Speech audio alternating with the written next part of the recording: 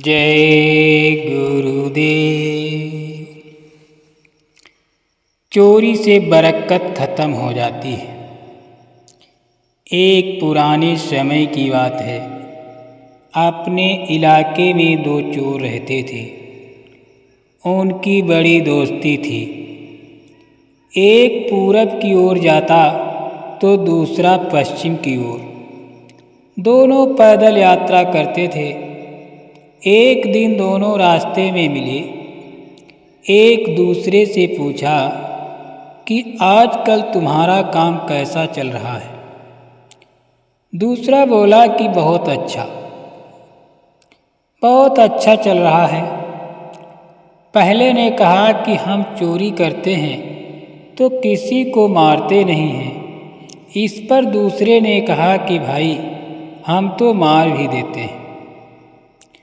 उस दिन की बातचीत करके पूरब वाला पूरब की ओर चला गया और पश्चिम वाला पूरब की ओर चला।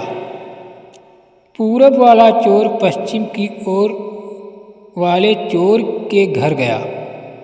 उसकी पत्नी से पूछा कि तुम्हारा पति पकड़ लिया गया है। उसने हमें भेजा है कि घर में जो चोरी का सामान रखा है उसे तुम बंद करके दूर खेत में गाड़ दो, क्योंकि पुलिस तुम्हारे घर तलाशी लेने आने वाली है। चोर की पत्नी डर गई। उसकी पत्नी ने वैसा ही किया और बोली कि तुम ये बक्सा खेत में ले जाकर गाड़ दो। तो वो बोला कि नहीं, ये धन का मामला है, चलो मैं साथ चलता हूँ, तुम अपने हाथ से गाड़ देना। पत्नी चोर के साथ चली गई और बक्से को जमीन में गाड़ दिया। वो अपने घर चली गई और चोर अपने रास्ते चला गया। कुछ देर बाद चोर वापस लौटा और उसने गड़ा हुआ बक्सा निकाल लिया और लेकर चला गया। जब पत्नी घर पहुंची और उसका पति घर वापस आया तो उसने पूछा कि क्या तुमको सिपाहियों ने छोड़ दिया। यह बात उसके समझ में नहीं आई। वो बोला कि मैं पकड़ा कब गया था। इस पर औरत ने सारी बात सच सच बताई। सुनकर वो चोर अवाक रह गया और पूछा कि बक्सा कहाँ गाड़ा है। वो दोनों खेत में गए जहाँ बक्सा गाड़ा था तो देखा कि बक्सा गायब है। चोर को समझते देर नहीं लगी कि उस बक्से को दूसरा वाला चोर ही ले गया।